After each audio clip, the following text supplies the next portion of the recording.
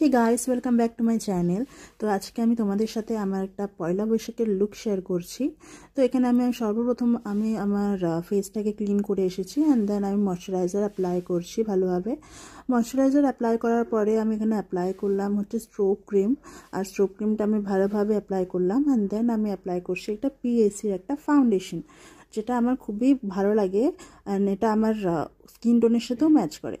তো আমি পিএসির foundation apply করার পর আমি কন্ট্যুরিং করলাম, নোজ কন্ট্যুরিং সব করার পরে আমি পাউডার অ্যাপ্লাই করলাম।